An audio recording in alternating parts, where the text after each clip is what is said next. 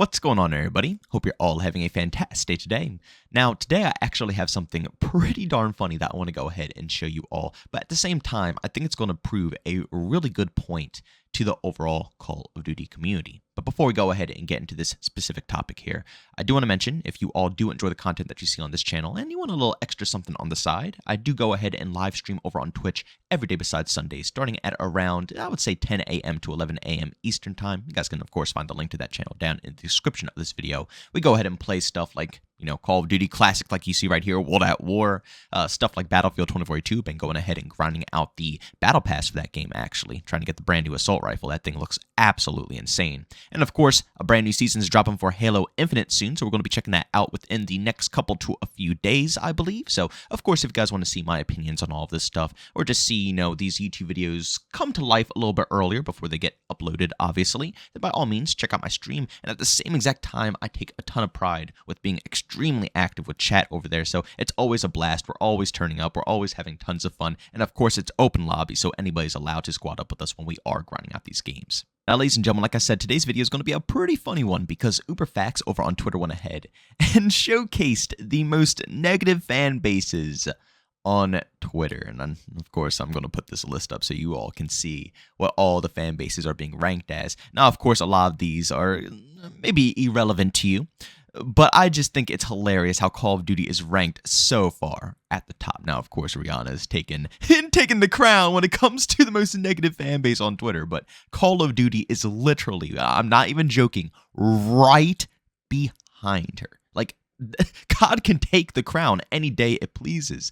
And I just find that hilarious because I always joke around and I say that the Call of Duty community, everybody always claims that their communities are extremely toxic, and I agree because I have tested, played, enjoyed, and have been a fan of so many different games and have been a part of so many different fan bases that I've seen a lot of people, I've seen a lot of, personalities, and I've seen that, yes, toxicity it goes across the board. Let's be honest here. I don't think there's one community out there that doesn't have even just a slight tiny bit of toxicity within it. But I have always said that Call of Duty takes the crown when it comes to toxicity within the gaming world. I truthfully do not think there is a more toxic community when it comes to, just in-game chat, when we're beefing with one another in-game, and just also how we feel about the game as well, with how the developers are treating us. All across the board, our toxicity levels are at an all-time high. And it's not just with Twitter. It's on YouTube. It's on, streaming services. You can go probably on their Instagram page, their Facebook. I don't know. I don't use really any social media besides Twitter. Again, you guys can find the link to that down in the description of this video as well. But all across the board, I guarantee that Call of Duty will take the crown for one of the most toxic communities on social media or just in gaming in general. But like I said, even though I think this is funny, and of course we can all make jokes about this stuff, at the end of the day, I can definitely see some useful stuff being extracted from this, and obviously some points to be made on why Call of Duty is marked as the most negative fan base on Twitter. Now, yeah, we do like to complain a lot. Let's be real here. That's just Call of Duty players. We complain about absolutely everything. And at the same exact time, a lot of people know about COD. COD is probably one of the most well-known FPS games out there, literally out there completely. I mean, you put Call of Duty on any box and someone is going to basically know what it is. Even if they don't play games at all, they probably heard, their child, their grandchild, their, cousin, anybody out there, their friend, someone from class, coworkers, I don't know. Someone has mentioned Call of Duty, okay? They have heard the name at least once. So, that plays a factor in it as well. But in my opinion, it's just proof that really this game has gone down a really dark path where the community is just simply not happy anymore. I look at this list, and yeah, there are, a decent amount of games popping up here, but they're all at the very, very bottom. Ranking the highest are animes and musicians. And of course, obviously, sports. I could definitely see sports fans, obviously turn it up as well. But gaming and all that other stuff, they're at the very, very bottom. And yes, even though they do have toxicity in them, they're still at the very, very bottom. Call of Duty stands out completely from the rest of the gaming crowd. And like I said, that alone tells me that the fan base is pissed off. We're not just pissed off to be pissed off because these other games are popular as well. Like Need for Speed, come on now. Everybody knows Need for Speed 2, okay? It gets talked about. And even though I would say it's not as, crazily popular as it was back in the day, still, I'm sure people have heard of Need for Speed and, all these other games as well. The names have been spread around. They're all popular enough to get a lot of hate if they completely deserved it. But Call of Duty, on the other hand, it really deserves it, and it completely shows in this list.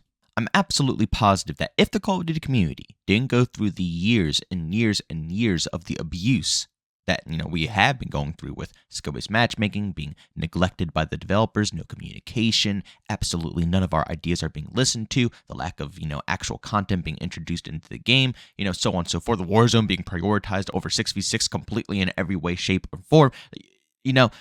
If all of that stuff never happened, I could still see Call of Duty being on this list because it's still extremely popular. A lot of people know about it. And it's 1010% impossible for a game or anything out there that's popular to not gain any haters or just anybody who doesn't enjoy it in general. They don't have to be a hater. They don't have to trash talk, but they could simply not like it and go about their business. At the end of the day, you just simply can't be that big without having people who don't like what you got. It's just natural. There's no way around it. Nobody in the universe will ever be able to produce something that absolutely not one single person could potentially, think that it's awful. So even if all of those problems were resolved, I guarantee COD would still be on this list because the name is so freaking big that it would be impossible for nobody to, not talk a little crap about it. But it's not at the bottom of the list. It's all the way at the top. It is literally the second most hated thing that people are talking about on Twitter. The most hateful community.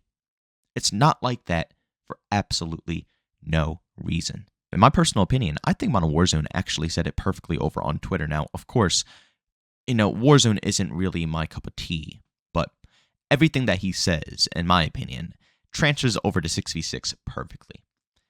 I see a lot of people who are tired of seeing streamers complain about Warzone.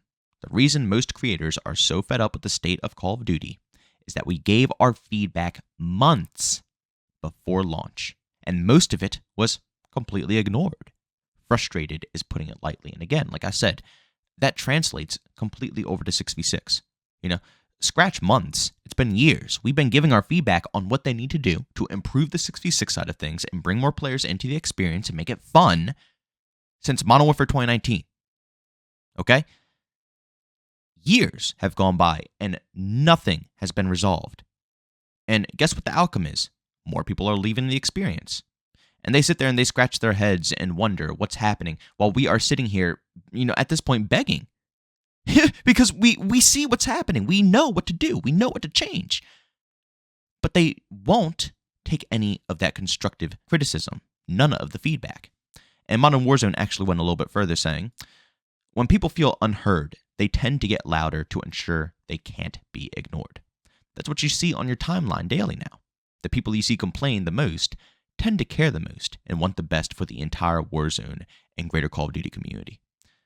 Now, partially I don't agree because I don't think every single situation should be handled by just, completely turning into a baby about it. You have to have some maturity level to it. But I don't think that's really what he was trying to get here. He's trying to say that when the game is dying, and you can see the player count dwindling down, the popularity absolutely poofing away, and they continuously keep doing the wrong thing when the community is giving them the right feedback to fix the problem, then it's impossible to not get angry at that. How could you stay calm when you know how to resolve a situation and the one thing that could fix everything is the only thing that they will never put into the game? It's mind-boggling. It makes you question what are they thinking? What are they doing?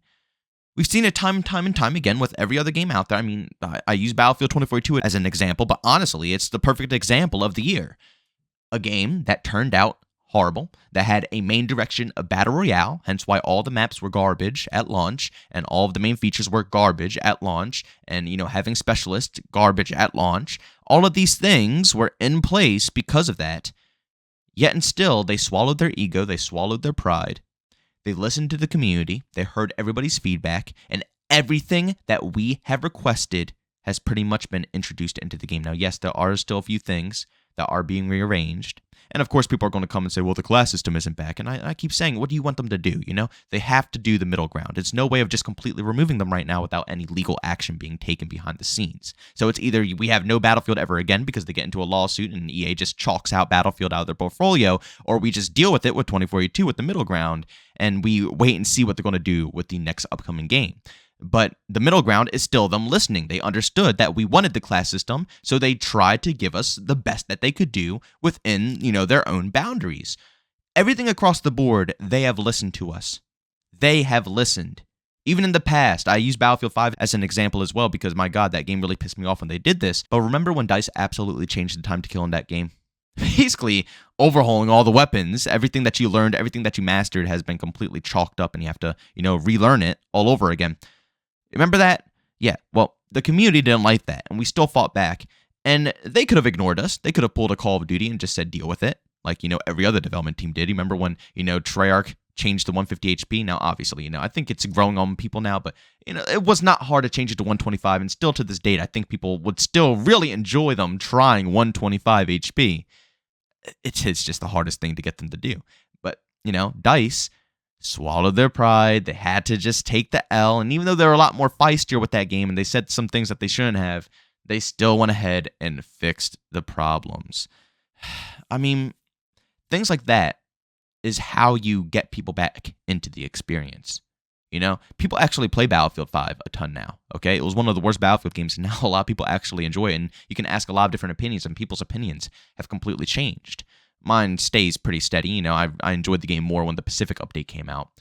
But at the end of the day, more people enjoy it now than they did before because they listened to the community's feedback. Same thing with Battlefield 2042 now. A lot more people are coming back. They're enjoying it because they listened to the community's feedback. The same thing can happen to COD, Modern Warfare 2 can get all the content in the world packed into the game. Absolutely packed into the game. And I know it's going to get to a point where, it'll be more replayable because of that. But at the end of the day, they're not fixing the core issues that the community want to see changed.